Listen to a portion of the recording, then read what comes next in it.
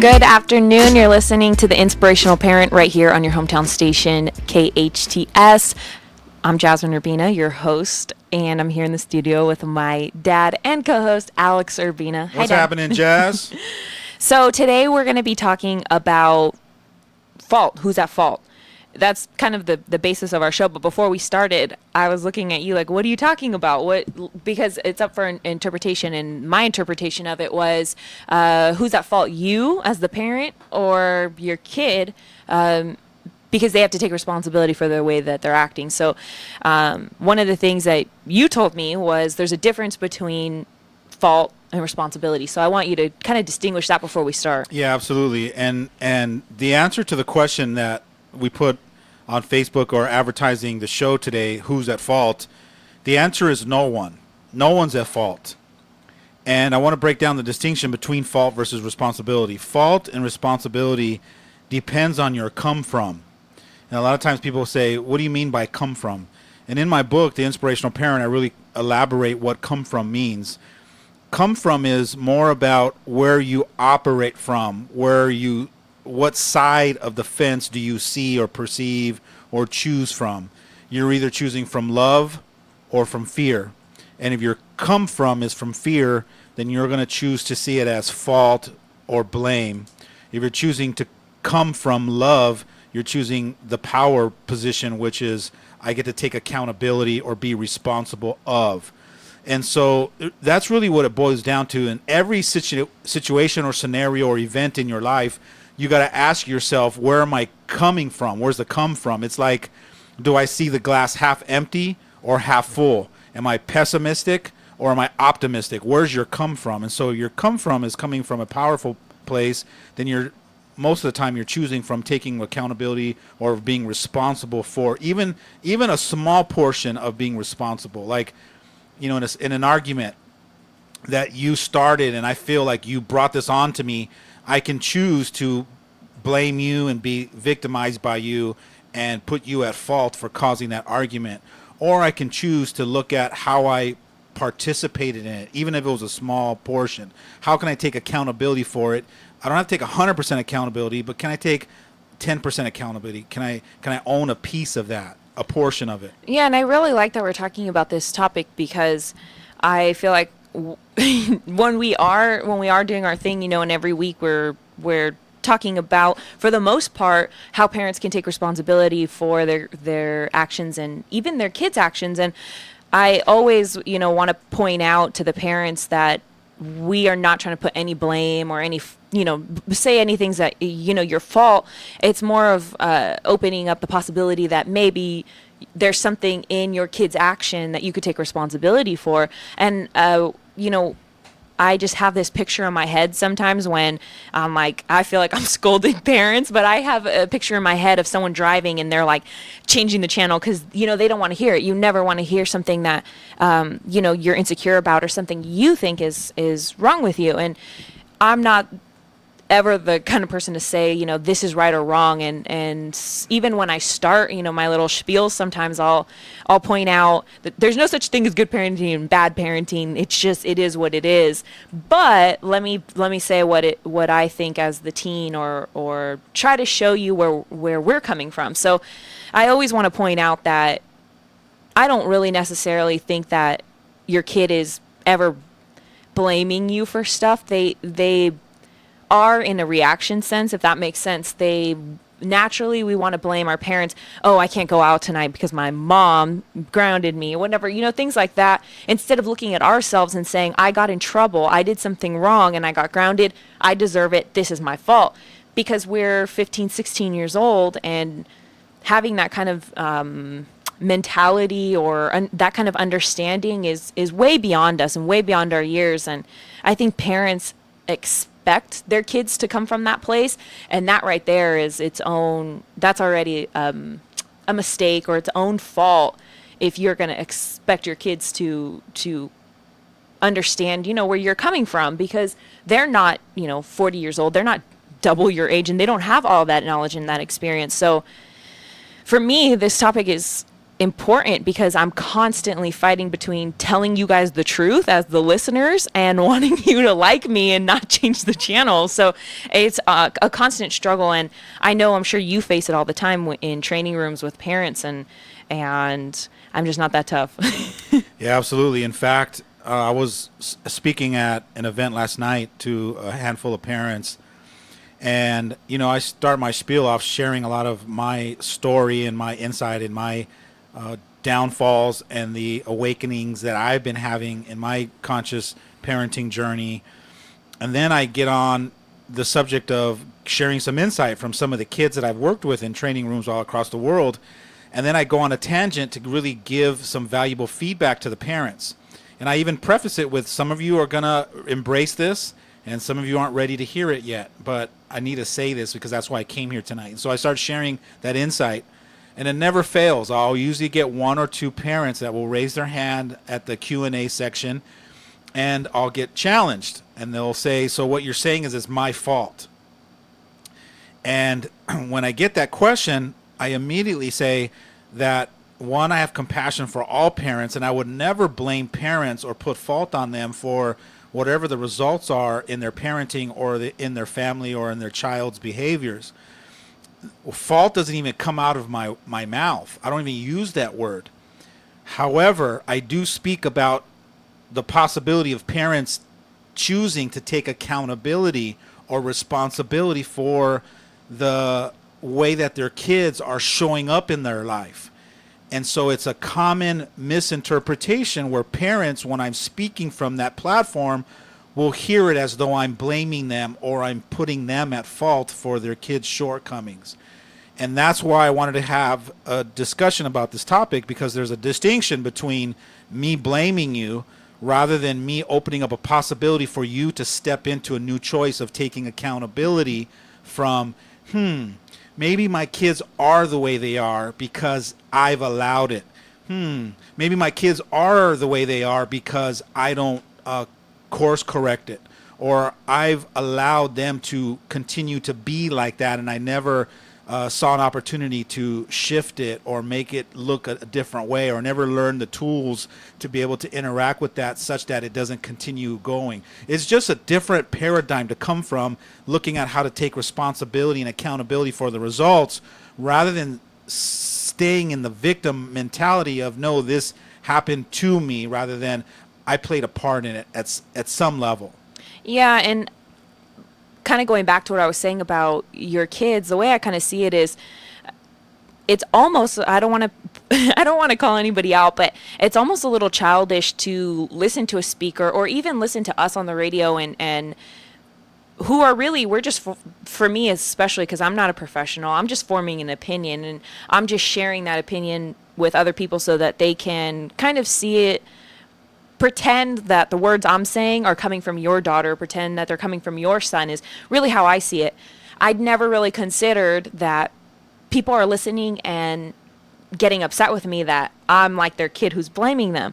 Well, I am like your kid who is blaming you. So maybe instead of taking it, they kind of take it out on their kids, that their kids are putting the blame on them, or even me. But really what it is if I'm your kid, I'm your 15-year-old daughter, I'm going to place blame because I'm a kid. That's what kids do. And it's the only thing that you know how to do. Here's even a crazier possibility.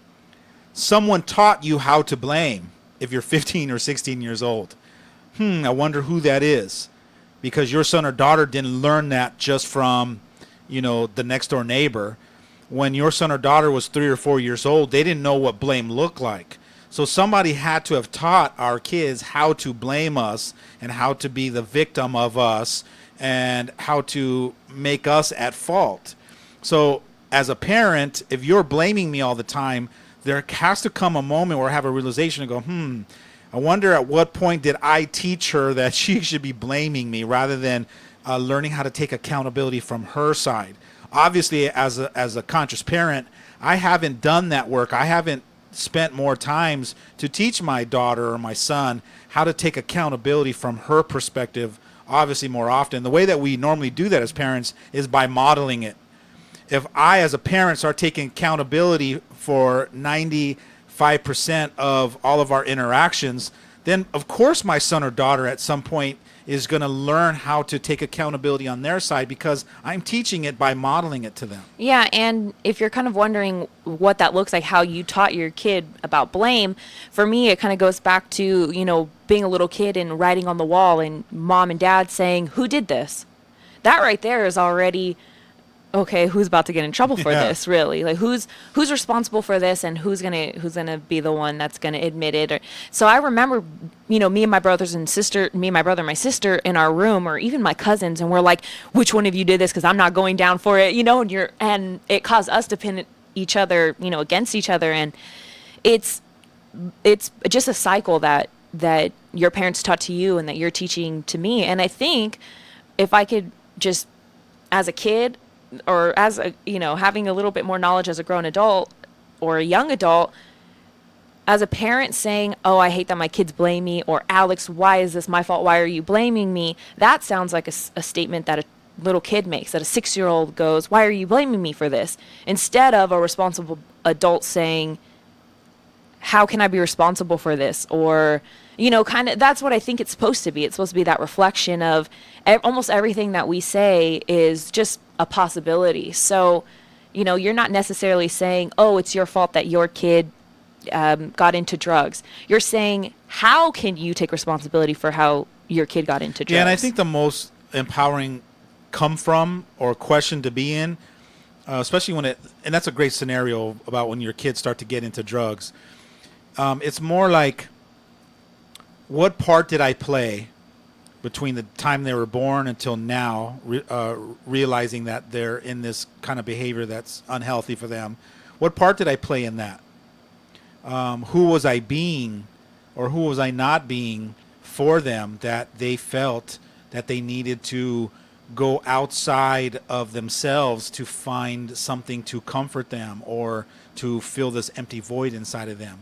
Was I not loving enough? Was I not nurturing enough for them? Did I not build them up enough to be confident enough to not need some kind of substance to fulfill that void? So it's more about being in the question from a responsible version, rather than you hearing that we're trying to tell you how to own 100% of it, where you carry it as a burden. All I'm asking you to do is, can you live in the possibility and the question of, what part did I play, so that I can own that and say, okay, now I know where. I obviously, during our divorce, I didn't spend the quality time that my son or daughter needed to help them deal with this in a healthy way, because you know what? I didn't even know how to deal with it. So I can recognize that, from taking accountability, is maybe I wasn't there for them in this tough time to help them process some of the tragedies that we went through as a family that led them to go down that road. It's just ownership. Accountability and responsibility is, how can I take ownership of it? You don't have to take 100% ownership, but own up to some of it. I think that's what our kids are also yearning for is, Mom, Dad, when are you going to just own up to some part of our dysfunction? You know what I mean? And how empowering is that? I think it's inspiring. Some of the kids in the training rooms, when they tell me that their parents are doing training and they're doing work, they're like, I love it when my mom comes to me and doesn't blame me for everything. She owns up to at least a portion of it. It inspires me to now want to interact with her and see who can actually take accountability for it the most. I mean, I think that's a beautiful game, is to sit down with your son and daughter and try to see who's going to take the most accountability. That's a powerful way to come from. Yeah, and I really want to emphasize the 100% part, because for me, I started doing this thing, and this I can go in it for any relationship. So in my personal relationship, I started doing this thing where I would take some accountability.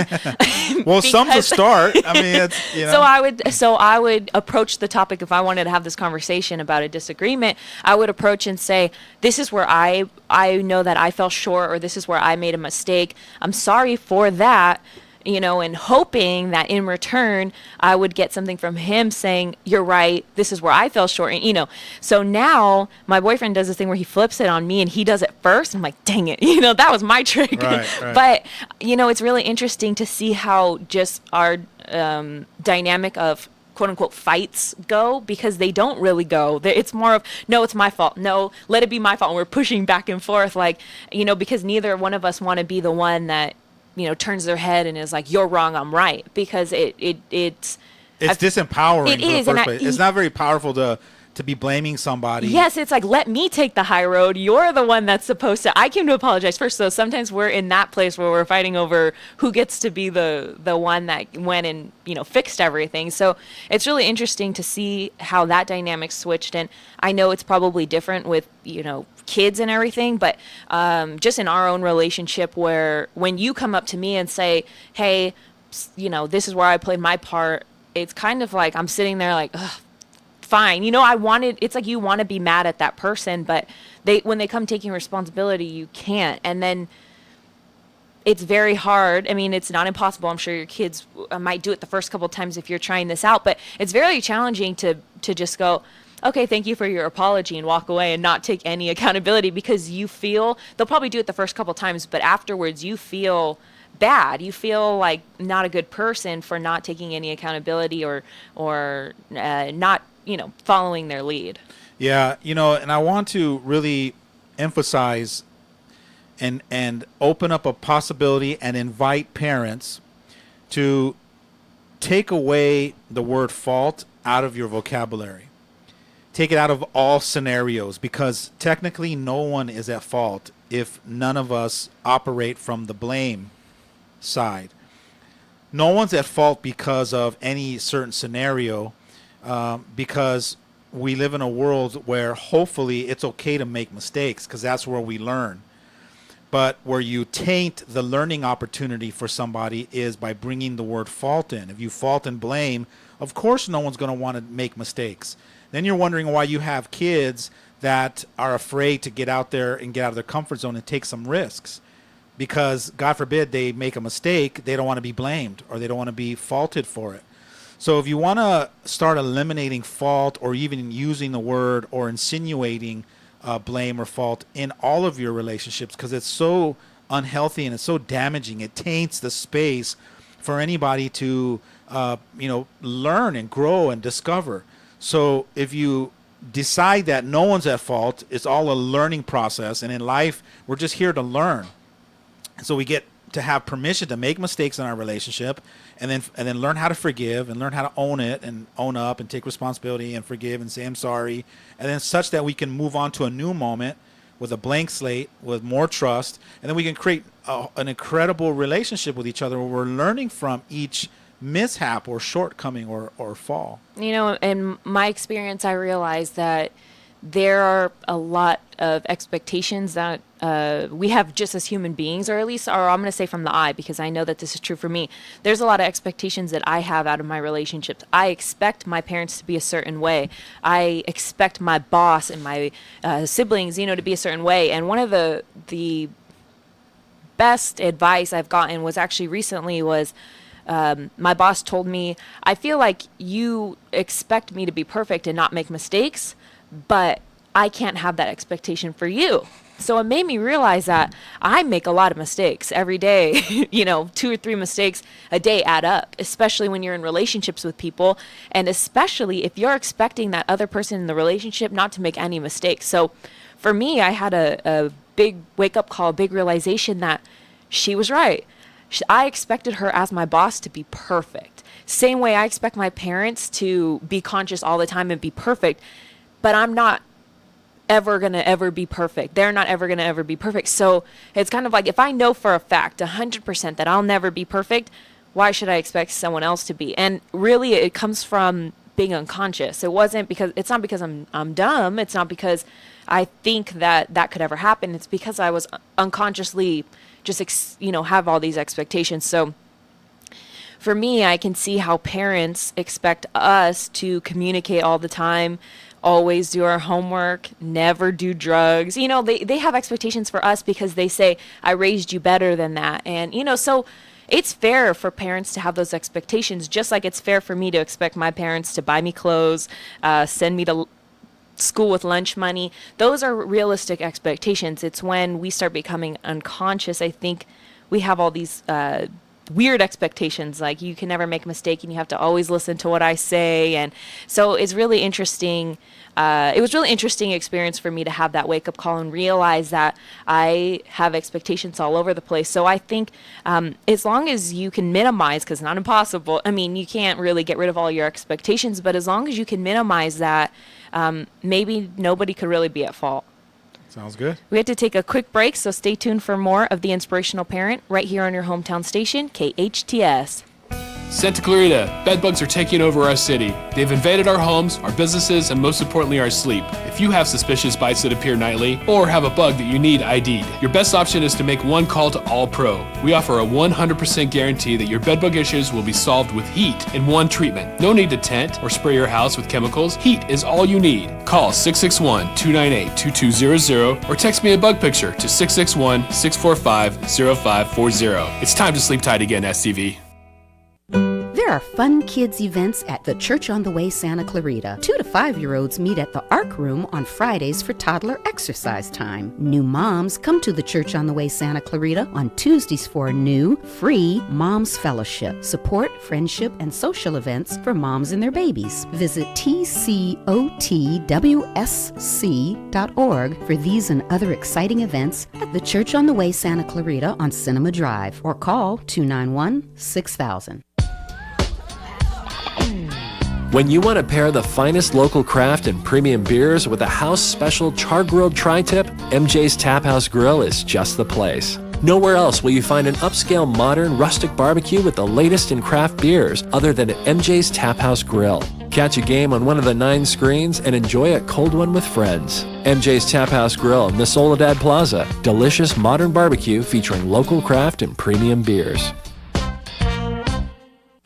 Do you know how much your business is worth? Do you plan on leaving it to a family member or even selling it? Do you know what will happen to it when you're gone? At Thrivent Financial, Jeff and Melanie Meyer do more than help you manage your finances. They guide you through a plan for the future that includes an objective third-party valuation of your business. Take the first step. Call Jeff and Melanie Meyer at 661-799-0230. That's Jeff and Melanie Meyer at 661-799-0230.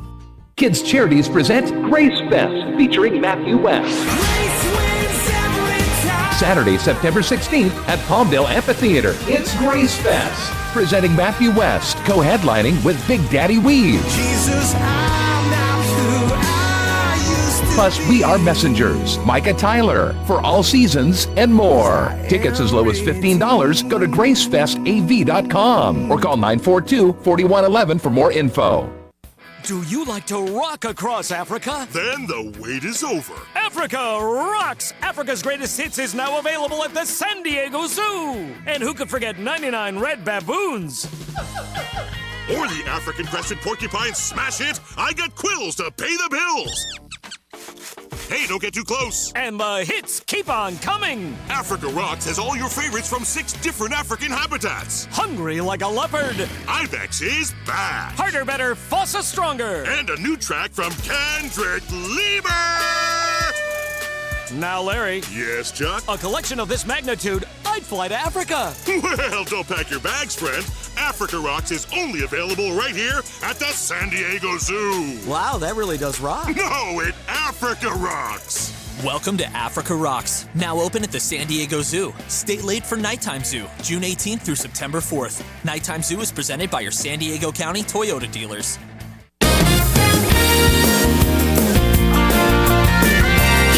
KHTS.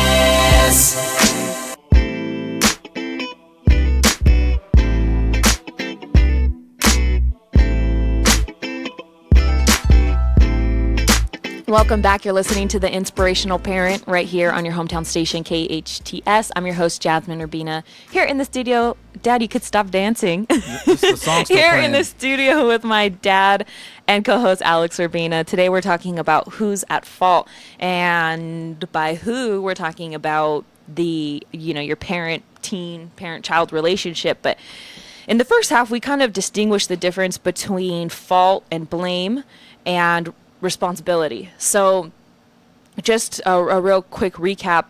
For me, I kind of just taking from the last, section of the show was was I was kind of realizing that I put fault and blame on a lot of people in all my relationships. And before we went on the break, I had Why do you do that?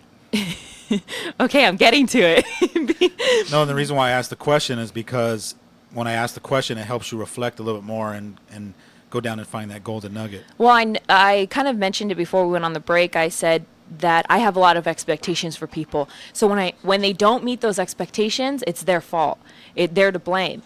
And looking at it, from the outside or taking a step back, is I'm realizing that I'm blaming people for things that they didn't even commit to or responsibilities that they never took on. They never agreed to them. They never signed up for it. You just assigned it to them. Yeah, and then I get mad when they don't do it. So I can see how ridiculous that is.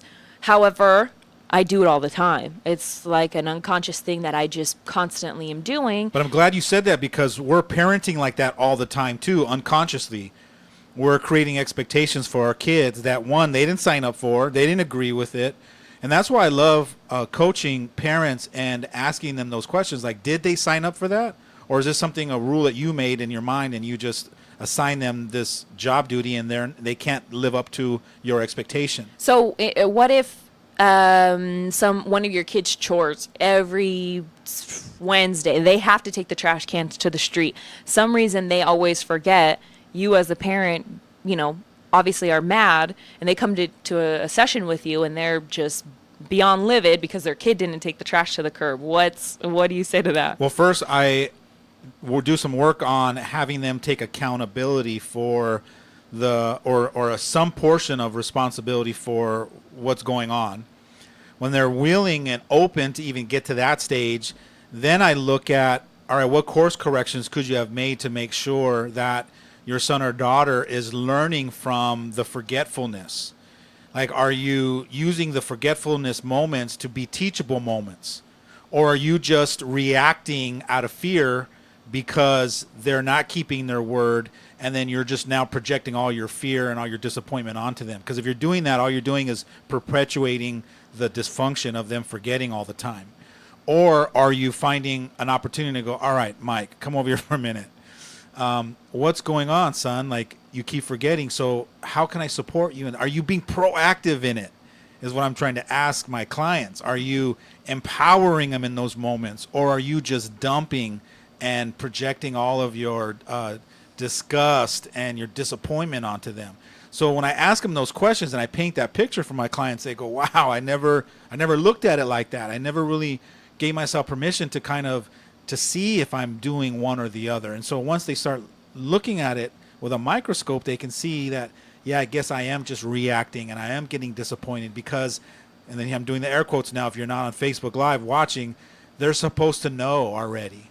Well, that's a fair argument, I think, because they signed up for the chores. And, I mean, not necessarily. Yeah, but 95% of kids don't sign up for them because parents don't enroll them into it. That's right. They don't invite them to participate in the contribution of the home jobs that we have. As a family, we're a team, and we all live here. We should all sign up for something to contribute to the household.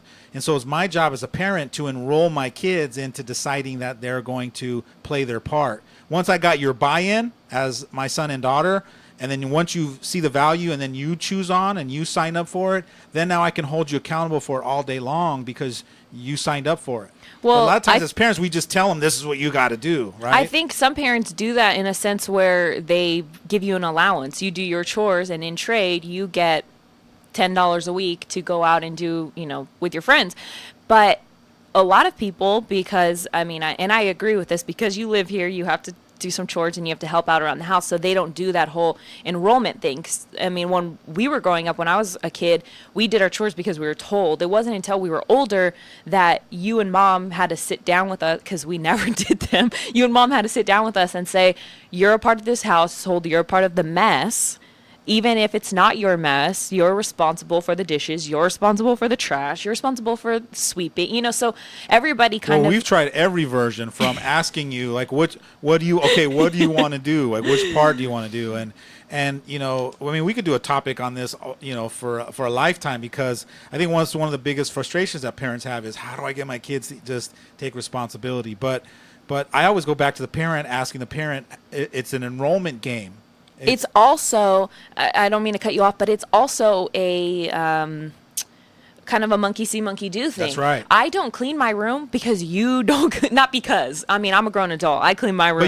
But you justified it, like, if you're not going to take the trash out, then I'm not either. When I was a kid, I remember my mom would come in and be like, well, you girls clean your room up. And me and my sister, when she would walk out, we'd be like, have you seen your room? So we kind of already have that that mentality of, I don't see my mom do the dishes, I'm not going to do that. I mean, she does, but you know what I mean? Yeah, like, the monkey see, monkey do. I get it. Yeah, totally. If you're gonna have expectations for your kids, like you said earlier, I have certain expectations that I've assigned to people in my life, but if I don't have that same high expectation for myself, and I don't raise the bar for me, then you kind of. I don't want to be harsh, but you look like a jerk if you're expecting somebody to be 100% and you're only 20. And I can say that I've looked at myself and been like, wow, you're, and said the same thing. You're a real jerk, because everybody over here is doing their best, or they're doing just as much as you. They're doing 20%. But I think calling yourself a jerk is a little harsh. I would say that you're unfair. You don't. I think it just it looks, when you look at somebody, they're not sitting there and giving you, they're not giving you the word saying it's unfair. They're looking at you like, this person's a jerk. No, I get it. But what I'm saying is that when you're calling yourself out, you should call yourself out and say, hey, this is unfair. It's unfair of me to do this. I'm just trying to find a more empowering word that doesn't, it's not like where you're dissing yourself. Well, for me, the reason why it was so eye-opening, because I was disgusted almost, you know what I mean? Yeah. Like, I was so turned off and so disgusted with how I was showing up, probably, that's why when I looked at it and I said, if somebody else was doing this to me, I would have used the word, jerk, and right. That would have been a turn-off for me, for that person. So that's why I use that word, but you're right, it is not very empowering, but that's because I felt like it was so low that I needed to take a look at that. And sometimes we need those disgusting moments where we see ourselves be like that to cause a shift. I think that all the breakthroughs that I've had in my life and my journey of growth have all come when I've been disgusted of how I either showed up or the choice I made or where I was choosing from, such that it woke me up and shook me to the core, where I realized that's not how I want to live my life. That's not how I want to be perceived. That's not how I want to, appear to other people. So I'm going to cause a shift. I'm going to cause a change. I'm going to work on this. I'm going to be more aware of it, such that I'm able to make higher choices for myself. So I have a question. When you're a kid and you do something bad, quote unquote bad, and your parents take responsibility for it, like my kid ran in the middle of the street and that's my fault because she's a baby. You take responsibility for the most part when your kid is young. The baby fell off of their high chair because I didn't strap them in. So there's things that you'll take responsibility for. At what point when your kid gets older do you stop doing that and you stop seeing it that way? Like, what's the switch that makes you assume as a parent that your kid's responsible or that everything is up to them? That's a great question, and I'm only going to answer it from my perspective, where I lie and what my rules are for me. I'm never going to stop taking responsibility for your life and your brother and sister's lives, because it's just a power play for me. It's the power position for me to always take responsibility, even if it's 5%, 10%, 50%, whatever, because I'm powerful enough to be able to support you guys or influence you or, empower you in a certain way that helps you see a better choice or better decision. Even by me not being in your life, I can still take accountability from that perspective. Like, hey, well, you don't check in with them very often. You don't ask them how their life is going, or you haven't figured out how to plant those seeds or get them to be open-minded. And so I'm always going to be, me personally, I'm always going to be looking from the angle of how can I take accountability for that? What part did I play? What part did I not play in it? Who was I being that she didn't achieve the results she was looking for? Who was I not being? And so I'm always going to operate from that role. So I don't know if there is a switch where you just decide, well, now she's accountable for her life 100%. Yeah, she might be now 21 or 30 years old, and she should be accountable. But I'm also going to give myself permission to be accountable too for her life, because that's my daughter, that's my son. I created them.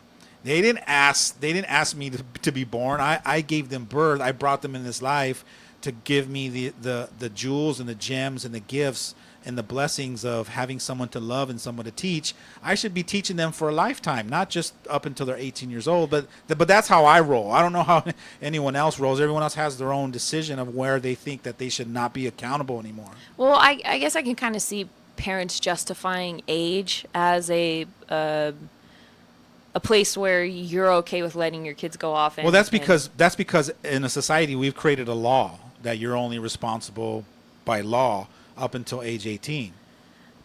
Very interesting, because is it not? Well, yeah, oh, okay. And that's kind of like, I mean, I'm saying that's interesting because I know, so many people who have made this point that, you up until the age 18, you have to abide by, all these laws, curfew, your parents. There's this joke that kind of goes around on social media that says, I went to college and just 2 months ago I was asking somebody if I could use the restroom. It's kind of like a joke right. Basically, and in the joke it's saying, raise your hand. yeah, you have to, in high school, 12th grade, you're 18 years old, 17 years old. Miss, yeah, can I use the restroom? Yeah. And then you go to college and all of a sudden you have to pay all these bills and you have to like be serious at school, and you can get up and walk out of the class whenever you want. And it's such a great... Do they laugh at you if you, in college you raise your hand? Oh, yeah. No, The professor that somebody will say like, oh, can I take this call real quick? And she's like, I'm not your mom. Like, so, some of them are cool about it, and some of them probably still ask you to raise your hand. But that joke, that idea is that as soon as they turn 18, the government and the, schools and parents or whoever has this expectation of you to just automatically grow up. And, it's just from our point of view, as like, being younger or millennials or whatever, we think it's fun. We don't think we think the joke's funny because we identify with it. But as an adult, it's almost like you forgot what it was like to be 18 and, struggling to figure out all this life stuff when you either were not prepared or you're not old enough yet. So, for me, I can see parents justifying the age thing, like you said, because of law. But I can also identify with the kid side where I'm in the same boat. I'm, 22 years old and I still don't know what I'm doing. I still would not be able to, hack it on my own. So it's really interesting that the law thing probably does play a big part, and it's like a society thing. I'm sure parents are asking, oh, your kid still lives with you, how old when they moved out, because it's, there's no book that says when is the right age, but I think going off of age seems kind of unfair. Yeah, it's a social conditioning for sure. We condition ourselves because that's, we kind of go by certain guidelines, and the law says at 18 you're not accountable or responsible for your kids anymore. They are. But for me, I have now, as a conscious parent, I'm realizing, okay, I have the first 18 years to be responsible for teaching them how to be powerful and responsible and think for themselves and be adequate enough to navigate the world on their own. However, now, as I continue to go down this journey of conscious parenting, I'm realizing that the first 18 years is just the first phase.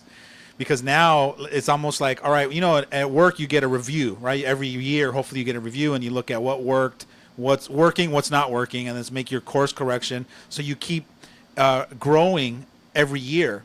Well, at 18 years old, for me, I just do a check-in and go, okay, what's working in your parenting and what's not working? This daughter has learned these certain distinctions and these behaviors that are beneficial, and in this area she hasn't. And then this son, he's learned.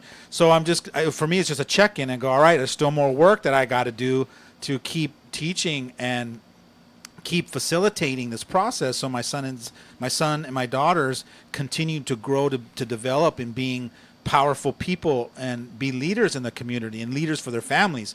So I'm still trying to figure out how to support you guys and teach you at the same time as modeling myself. I got to still hold myself accountable, and I got to be walking the walk if I'm going to talk the talk. So I agree. I think that that's a really great idea in theory. I personally can't. Well, everything starts in theory. I personally cannot see any parent doing that check-in like as much like.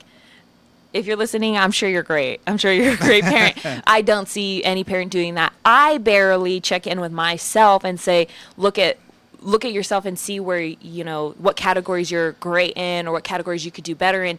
And just having a person at all check in with themselves like that is a mission. So I can't even imagine checking in like that with yourself and then with all three of your kids. But that's what I'm saying. That's why I'm introducing it as a possibility, because most of us don't.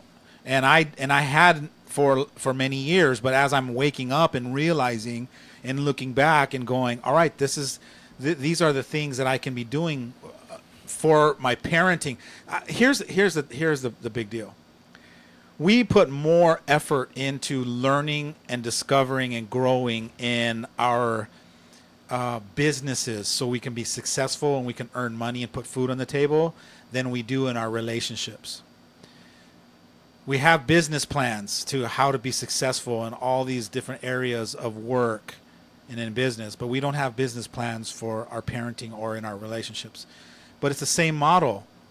If you want to be successful in your relationships, you want to be successful in your parenting, if you want to be successful in raising your kids, you got to create some kind of a game plan. You got to be mindful. You got to be aware. You got to do check-ins. You got to you got to stop and have timeouts and go, okay, what's working, what's not working, and then make the course corrections. I talk about all this in my book, The Inspirational Parent, about being present in the moment and then kind of having your little timeouts and your check-ins.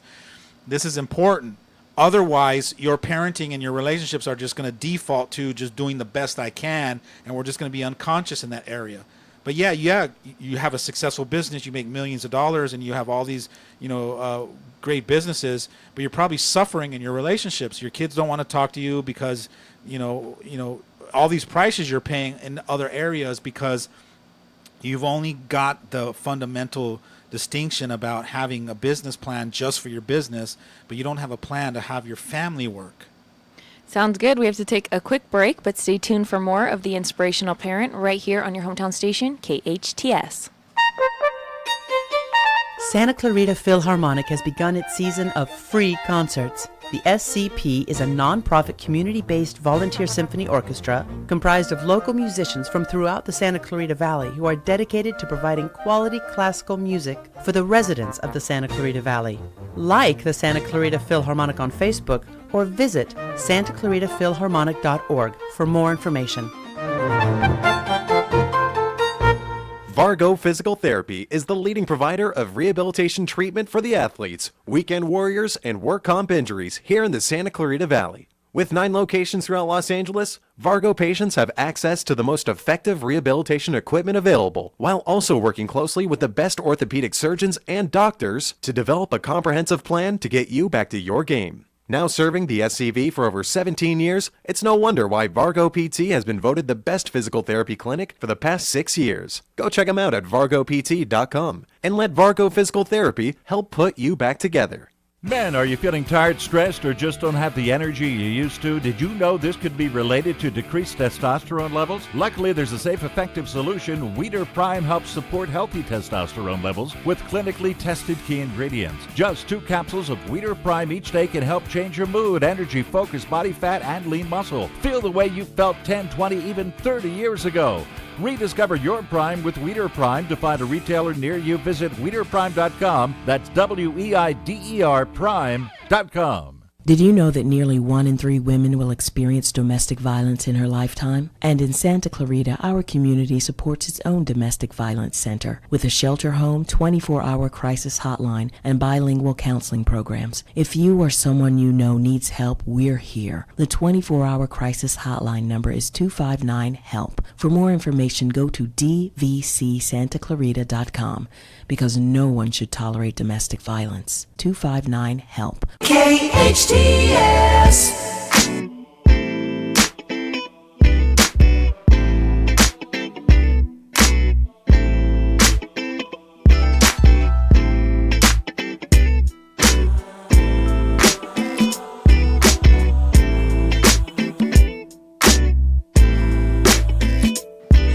back. You're listening to The Inspirational Parent right here on your hometown station, KHTS. I'm your host, Jasmine Urbina. We're having fun on Fridays. Here in the studio with my dad and co-host, Alex Urbina.